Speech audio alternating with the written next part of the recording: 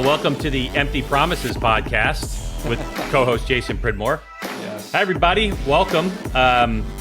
It's after Christmas, Jason, and we thought we were going to get a podcast done Christmas time, but we didn't quite get it done. So now it's after Christmas, and how was your holiday, dude? It's great. It was super chill. Just mom and I hung out. Cole came up for Christmas like he does every year, but it was it's just been really chill, and I think that we took a week off. It was good to take a week off anyways, just to kind of get recharged. And this one's not going to be very long, but it's good to just say Merry Christmas and Happy Holidays to everybody before the new year starts. Yeah, everybody, Merry Christmas, Happy Holidays, New Year's. You may be listening to this right before or right after. We hope you have a great New Year's Eve and can party up. Or if you're old people like us, you go to bed at 10 and you wake up and it's the new year. No, you'll be playing video games well through the new year, I'm assuming. I might be. There's been some nights where I've been up till 2 o'clock in the No, morning I know, playing. because when I get text messages from you and it's 11 o'clock at night, my time, I know you're not in the gym. So I know that for sure. And most of that is because all my friends are on the West Coast. And so totally. People jump on at 8 o'clock and it's 11 and I'm going like this. The next thing you know, Josh Aaron's on or whatever. Right. And they're like, let's go have some fun. That was like us during COVID though. Like 100%. Same thing. Yeah, You're on there with all of us from the West Coast and 10 o'clock we're like, it's the last game. And 2 o'clock in the morning, this is the last game. So yeah. I know, dude. And it's so funny because I live on the East Coast. I love the East Coast, but there's so much of me that should be out a here. West Coaster. You know what I mean? Yeah. There's 100%. No doubt about it. Yeah. Well, listen, welcome everyone to the Greg's Garage Pod with Coach Jason Pridmore, presented by Bike911.com. We know there's a new year upon you. If you have some legal issues and you're looking to really hit reset on the new year, make sure you check out Bike911.com. Alex Asante is a buddy of ours. He's a great attorney. If you need some help, there's some contracts coming up. I know there's a lot of movement, Jay, in Moto America. There is right now, yeah. A lot of stuff going on that we are looking forward to talking about. And, Daytona seems like right around the corner. I mean, it's 2.5 months away, basically. It's insane. And it's always like, as soon as January 1st hits, I remember as a writer, it was always like, well, Anaheim 1's going to happen. And it's like another reason why we're doing the podcast today. But it's like Anaheim 1 is here. And then before you know it, Daytona is upon you. And I got to make some room reservations and stuff. You and I haven't talked about that, but we got to get that on the go. But Moto America going back to Daytona, I mean, there's some things I even know about that will come out eventually. There's other storylines right now within Moto America paddock that you and I both know some things about that we've just got to kind of stay quiet to at the moment. Yeah, I know. But I'm excited about all that stuff that's happening. Yeah, and look, in this podcast, we're going to be talking about some ARAI news. It's going to be a short one, but we're going to talk about ARAI news. And we're also going to talk, about Supercross Fantasy and what we're going to do. We hinted that we're going to do the Pulp MX Fantasy, and we are, but there's more to it than just that, which kind of ties into our second bit, which is if you want to support the channel, patreon.com/GregsGarageTV will get you there. If you are a supporter of the channel, we have something special that we're going to announce on this podcast. And, of course, it's for anybody who's going to participate in the Patreon bit, and we don't really care, how much you do, how much you throw in, but it's gonna be pretty cool. Yeah. Do you want to get right into it, Jay? Do you want to get right into? Yeah. All right. Let's do it then. So let's get right into the news presented by ARAI. Oh yeah, I was thinking about getting some holiday music for this bit, but that would have been good. Yeah, but you know how I do it. Well, if we'd have done it last week, it would have been better, probably. But yeah, that's true. That is true. All right, Jay. Well, let's start things off with some news about. Actually, you know what? I should do a read. Okay. For 3 generations, ARAI's been making some of the world's best helmets, and of course, ARAI helmets meets all safety standards. But they also pride themselves in a blend of engineering, tech, and human craftsmanship, which makes an ARAI helmet fit better and feel better, which also protects you better. Your head's worth it, people. Go visit ARAIAmericas.com for more information on fit and paint jobs. ARAIAmericas.com. You owe it to yourself, especially spending all of that extra Christmas money that you got from your grandparents.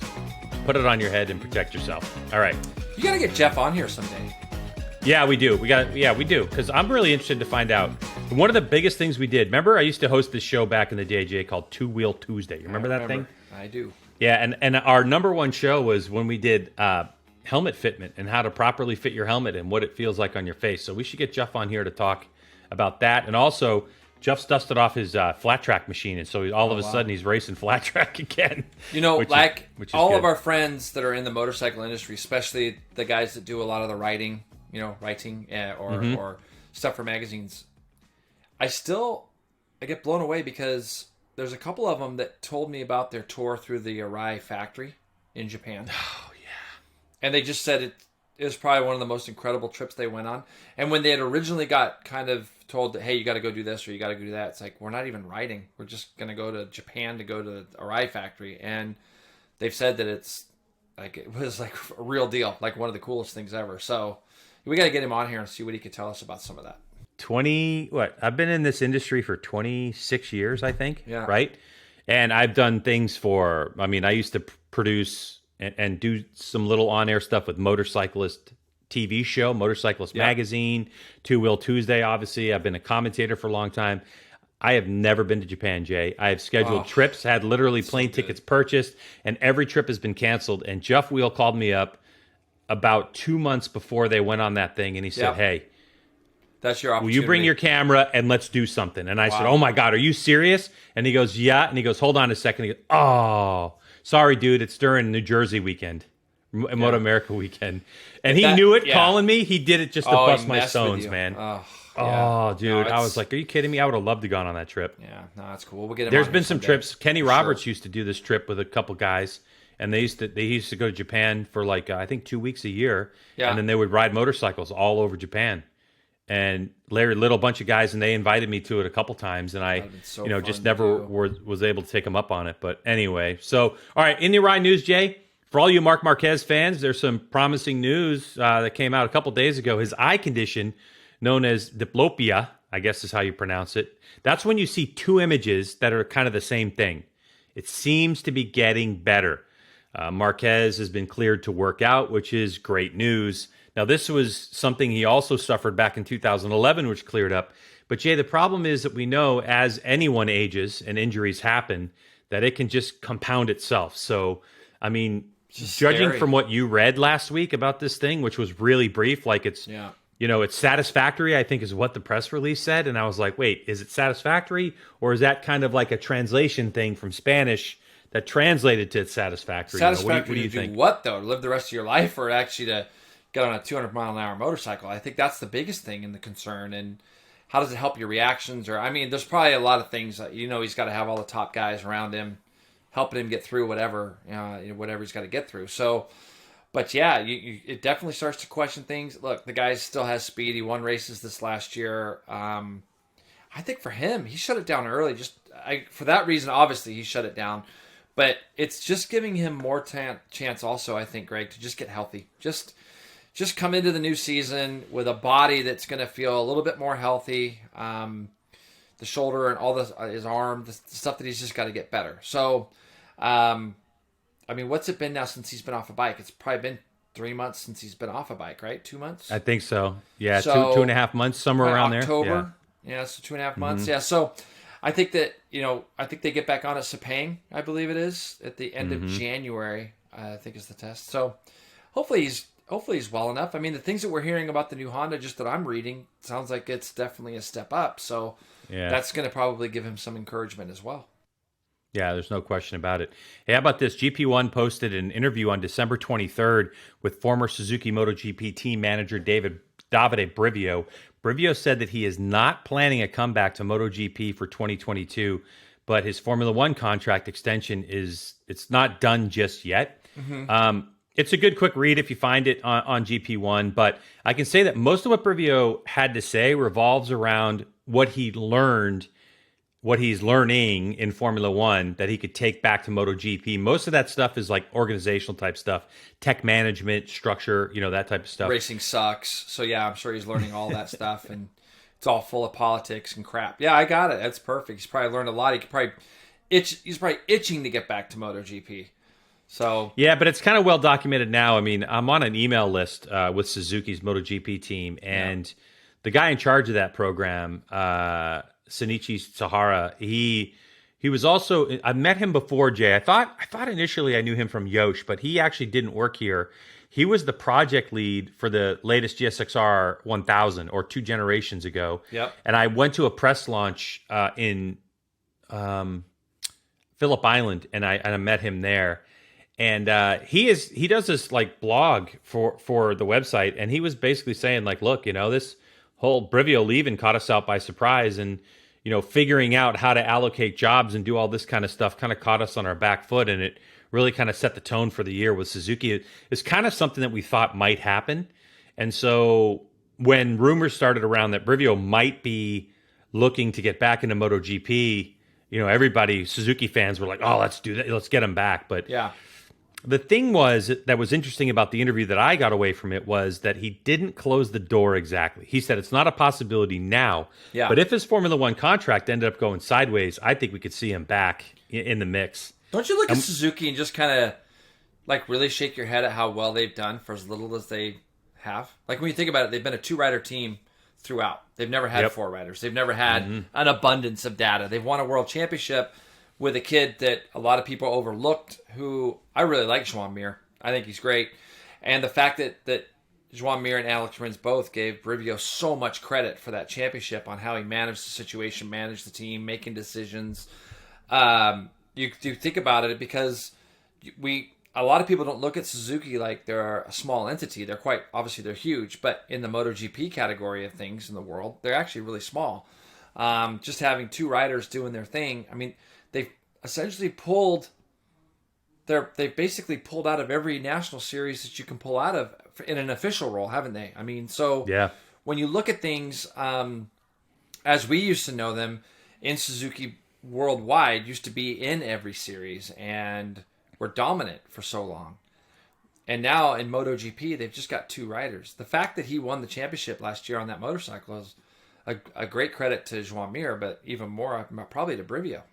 Yeah, 100%. I would also say Sylvain Guintoli, because as a test rider, it seems like those 3, the two GP riders and the test riders seem to kind of go down the same path. They seem to talk the same language, want the same out of the motorcycles, and I think that's more critical for such a small outfit than it would be for like a Ducati, because obviously Ducati's running, hybrid 19s and 21s, and you know what I mean, like stuff's all over the place, and it's like it seems like the riders adapt a little bit more to the bike. But yeah, I think they've done an awesome job. It really is a small outfit over there, all things considered. And I can't imagine how much better the Suzuki would be if they did and were able to add just 2 more bikes to their stable. Yeah, it's same wild because like Ducati's doing the exact opposite, aren't they? They're flooding the grid with Ducatis, and we know how good the bike is and how capable it is.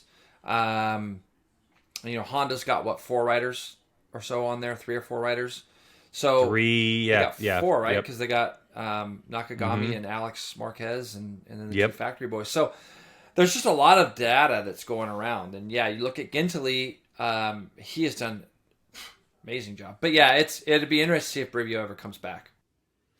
So Ducati released the V2IL electric bike, and Jay, I don't know if you saw it. I'm sure you did. It was everywhere. It looks really good, aesthetically anyway. Now we're told that the V2 stands for V-twin, even though it's just like an electric bike. Yeah. You know what I mean? It's like there's just a battery there. 1 stands for the first prototype, and L stands for light. Now, no tech data has been released with this particular bike, but we can tell you that the Energisia bikes, which they're currently using, are 260 kilograms or 573.2 pounds. Yep. They make 163 horsepower. They go 0 to 62 or 0 to 100K in 2.8 seconds, and they'll reach a total of 270 kilometers per hour or 168 miles an hour. The reason I'm saying this is because that is the benchmark, and Ducati's goal is to make this bike lighter and to make it faster. What are your thoughts? I mean, obviously, the bikes that were just described are going to be in the series next year. Ducati's got an entire season to continue to develop this bike. What are your thoughts? Did you get to see it? It looks sharp, didn't it? I Greg, honestly, once I got back from Chuckwalla a week and a half ago, I just detached myself from the motorcycle thing a little bit. Just to get away for just a little brief time. So I saw photos of it, and I read a little bit about it. The stats that you just threw up are pretty incredible. When you consider these electric bikes, as heavy as they are, going almost 170 mile an hour, it's pretty wild. Yep. So that's why the lap times have been a lot closer than I would have ever thought that they would have been, sort of 3 years into development. So Ducati, of course, is going to go that next step, that next level, try to probably lighten the thing up a little bit and get it faster. And yeah, it's going to be interesting to see where the electric bike kind of thing continues to evolve and go to. Yeah, I mean, pretty wild. That you've got to look at the Ducati and say, okay, that bike looks more like a race bike that, it doesn't have. And some people made the comment like, "Oh, there's no winglets and all that kind of stuff." Yeah, because at this point, so heavy, it's not going to go anywhere probably. It's heavy. Number one, number two, the more drag you put on this thing, the more power output it's going to need to get you to go to speed. It's again, it's in its early stages. You don't just take MotoGP and just slap an electric motor. But one of the things that people don't realize necessarily, Jason, is that Ducati is owned by Audi, and Audi at this point has got heaps and tons of experience in the electric car market. So you would have to think that some of that technology, some of the people that work in that, or that tech goes right into the motorcycle stuff 100%. At Ducati. I mean, Absolutely. They're not starting from scratch. So I'm looking forward to the product that they finally release, and then to see if it's going to be available, because I guarantee you there's going to be some motorcycle enthusiasts who are wealthy that are going to want to get their hands on that thing and roll around Chuckwalla with it, right? Can you imagine? I would love to give that a go. No, it's great.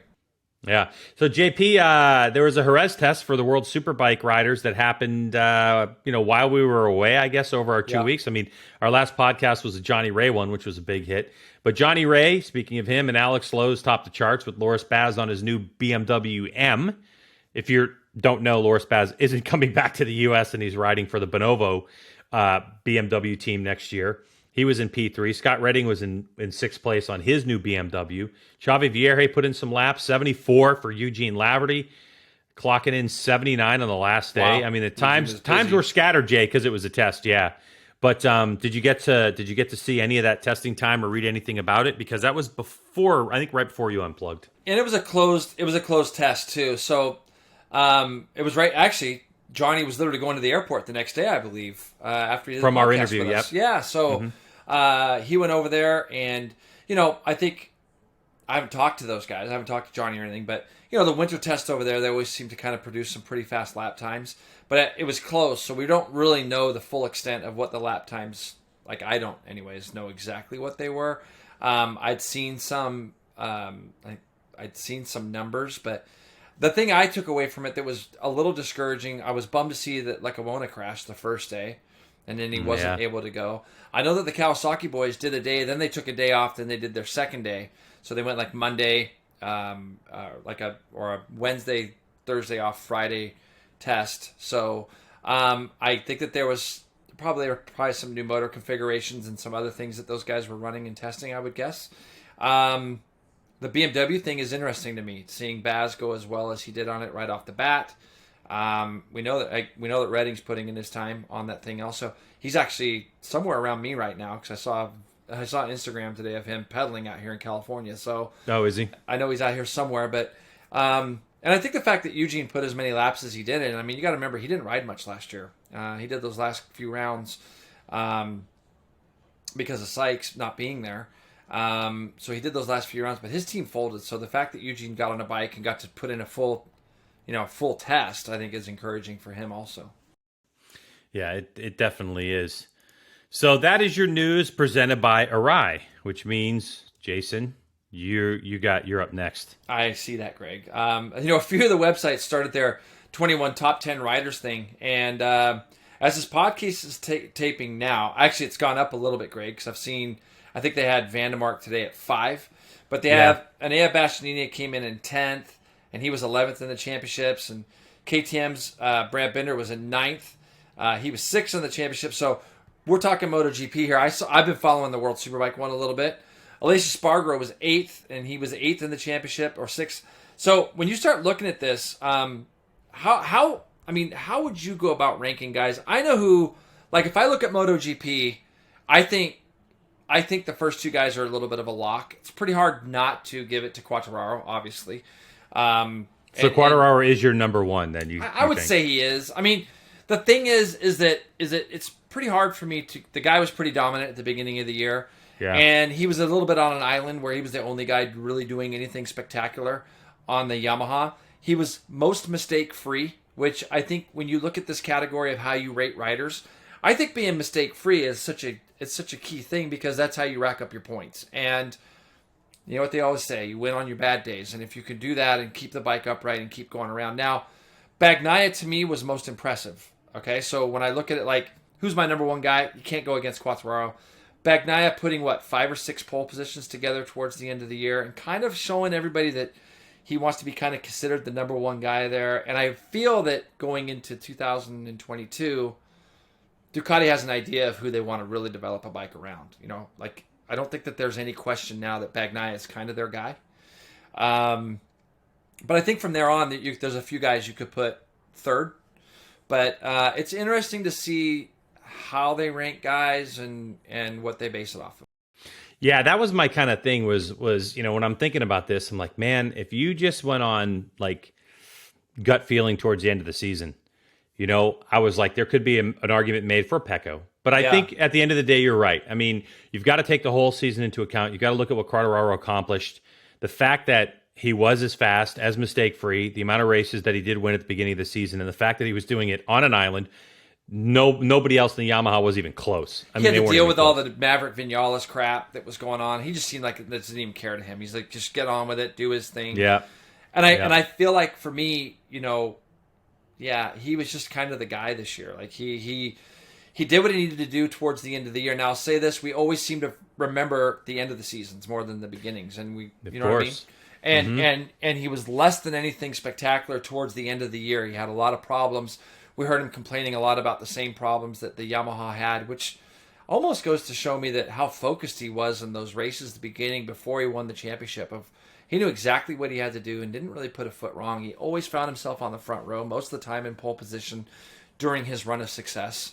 And so, you can't base it off of what you see at the end of the year, because if you were to do that, Pecco just came on so strong and did everything he could to make the championship go to the end. But he had that slide off at Misano, and that was kind of what ended it for him. I think I kind of feel like the beginning of the season, the Yamaha was as good as it was for the rest of the season. Like they didn't really agree, but the bike was that good at the beginning of the season, and then you had Ducati kind of leaning into it and figuring some things out a little bit as they went along. And I think maybe some of that had to do with COVID and the riders getting more comfortable with the bike or whatever it was.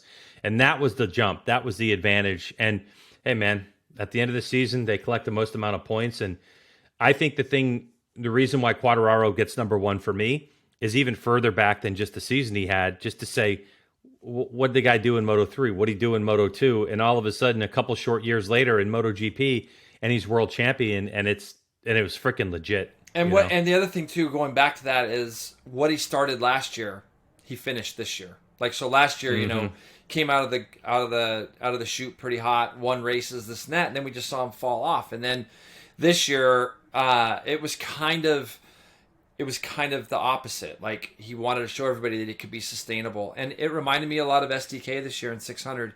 SDK did so well last year, but let some other things maybe get involved in his mindset. And then this year he came in, never changed the way he thought about his season and what he wanted to accomplish and how he wanted to accomplish it, and was strong. And I think when you go and you look at the World Superbike side of things, it's hard to go against Toprak being the guy because he won the championship. And when you think about what he did to do it, beating Johnny Ray, I mean, you can go back. The only thing that bums me out about the Quartararo thing is, if he had beat Marc Marquez, that would just be like unreal, right? Toprak was able to come in and beat Johnny on a year where both had their issues. Both of them had their stuff. Both of them left nothing on the table. The racing at the front was between the two best guys that we had in that championship, right?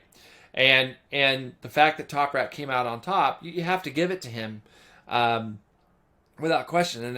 And Johnny, by our podcast last week, he's just as motivated to go take that away now. So it really leaves you kind of going like, in World Superbike, Scott Redding would definitely be like the third guy. Pretty close third, though, because Scott was able to run with those guys just about, in a lot of places, too. If it wasn't for his start of the season, where I think that he had a little bit of bad luck and some, he had a bad home round at Donington, but it kind of eliminated him. But, man, he pushed to the very end. I mean, 2 corners from the end of that second race in Indonesia, he was leading, for a brief second. Don't you think at this point that the Marquez luster has worn off? I know the first year he was injured, people were like, well, Joan Mir, Marquez wasn't there. Yeah.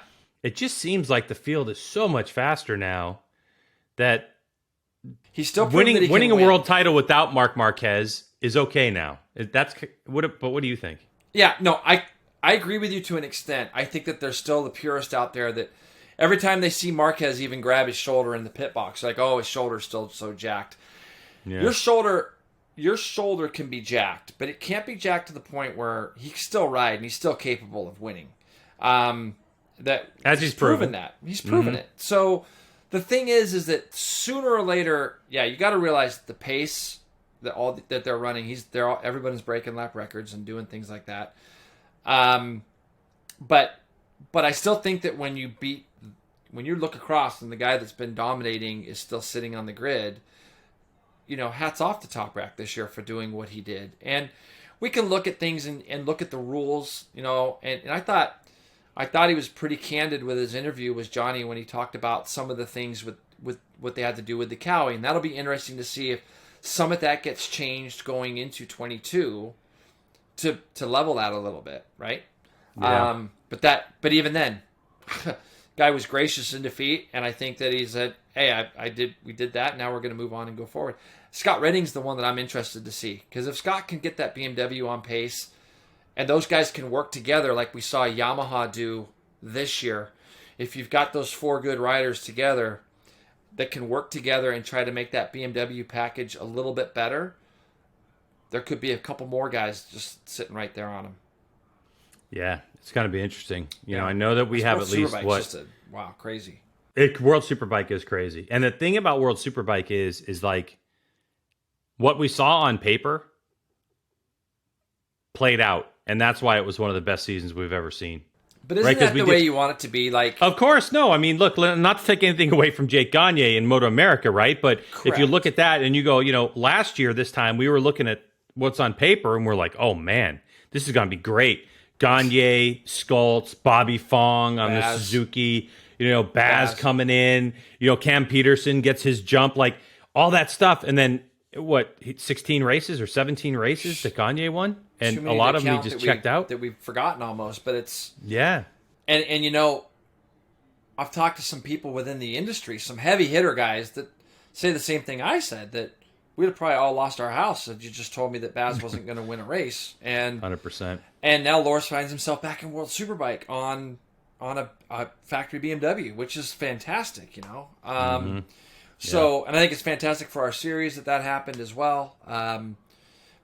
But anyways, regardless, when you start looking at how you rate riders, there's things that you look at. But I think the cream always rises to the top in that case. It definitely does. All right, Jay, last topic before we roll out of here. Yeah. Beginning January 8th, Supercross begins. Now, in terms of what we're going to do for fantasy, we're going to be doing, for everybody out there, the Pulp MX Fantasy League. You can sign up for free at pulpmxfantasy.com. You search for leagues, you go to leagues, and you find the Greg's Garage Pod. That's the league. If you've signed up before, you should automatically be in the league, but you definitely want to check it out. The link will be in the description of this podcast if you don't remember, but it's pulpmxfantasy.com. It's where you go. Now, this year's prize is going to be a brand new VX Pro 4 motocross helmet of your choosing. They have some kind of, nifty colors, and then I think a replica or two, like a Barsha replica or something like that. So ARAI wants to give away one of their amazing motocross helmets. However, all right, so obviously you can join anything. Anybody, whoever has the highest points is going to win in this one. And I guarantee you that I will not repeat my performance that I had in MotoGP in Supercross, because it is staying on top of it. The last 4 years that we've been doing any kind of fantasy has been so fun, because you have stunk so bad. And then all of a sudden this year, like, you hit your stride. Like, you killed it. Tell everybody what I did today. Tell them, just so everybody knows. Tell them. What do you mean? What? What did you get? What did you get from me today? What did I get from you today? Yeah. I got some money that you owed me. That's right. Finally, from all the winnings for fantasy this year. Got to pay him off. I just want everybody to know that. Yeah, Jay paid. He's paid up. He's paid up. When you make bets, you got to pay up. No, that 100% you have to pay up. And I think actually he gave me a little bit of a vig too. So I did. I got to pay the vig. You know, you got to do yeah, it. he was, So it was a little bit of a big in there. Yeah. Got to do it. It's like an extra $8. Hey, look, I'll take it. You know what I mean? I'll take the $8, you know. Good man. Times are tough in the wintertime, bro. You know, it's the way it is. So now All right, we're starting up again. Yeah, if you're a Patreon supporter, we got some interesting news for you. We are going to also do the Rocky Mountain ATV MC League for the Patreon supporters, and I think with Johnny Ray. Now, Johnny hasn't confirmed this with me yet. I've left him a message, but I will confirm this with him, because if you are part of the Patreon supporters and you get into the Rocky Mountain ATV MC League, which I haven't started yet, but we'll let you know next podcast, you will be eligible for a one-of-a-kind, well, it's not one-of-a-kind, there's plenty of them, but an ARAI camo hat that they have here exclusively in the United States, and Johnny Ray will sign it. That's the plan, okay? So it'll be signed for you if you win. If Johnny wins the league, Jason, which is a possibility, you and I sign it and give it to him. Wow. All right? I know that thing will end up in a field somewhere. Dude, probably. You know what I mean? Tie it to a string, put it behind your kid's 50, you know? I'm excited about this next year because I've got a few World Superbike races circled on my calendar that I'm definitely going to, and there's a couple road trips that are going to be really fun this year to go ride some of those tracks over there and go to a couple World Superbike events, and yeah, it's going to be good. So I'll pick the hat up myself if that's the case. Perfect. So hopefully Johnny agrees to do that. I don't see why he wouldn't. I just haven't been able to get a hold of him. It's the holidays. I was not going to bug him at all. No. I'm sure he'd do that. But yeah, so PulpMXFantasy.com is the league we're going to talk about, that everybody, you know, if you're a non-Patreon supporter, you could join it. We're going to be playing it. It'll be fun. The thing with that league is you got to get on the gas. Get on your phone, set yourself a reminder. When you sign up, tell them they can send you, for sure an email comes in. I'm not sure if they text you, a reminder saying, hey, in a couple hours, you got to pick your teams. Pay attention. All right, riders in Supercross, they get hurt. They come in and out. You got to pay attention, especially with COVID, on what's going to happen there, who might be sick. So you got to pay attention there.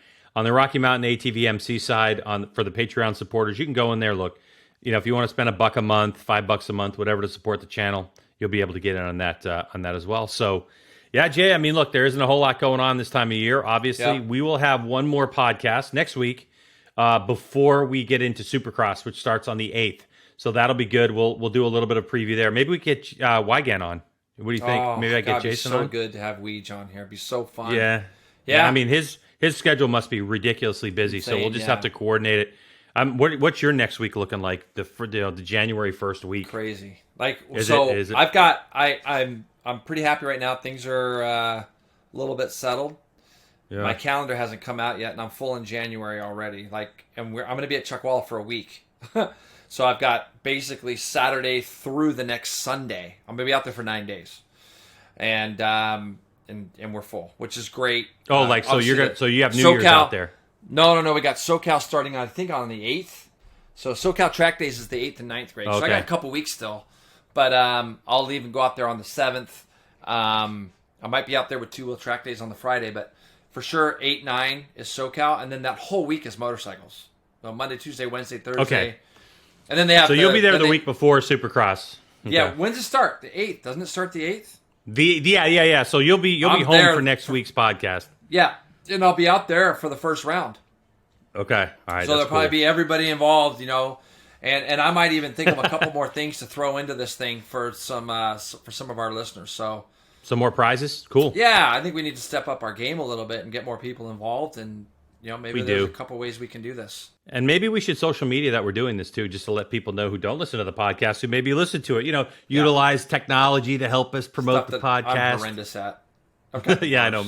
I'm not really great at that either anymore, but you know, what are you going to do? So anyway, listen, we hope you enjoyed your Christmas time, or if you don't celebrate Christmas, this little bit of a break. And we certainly hope you have a great New Year's. That'll do it for this podcast. And as always, Jason has the last word heading out.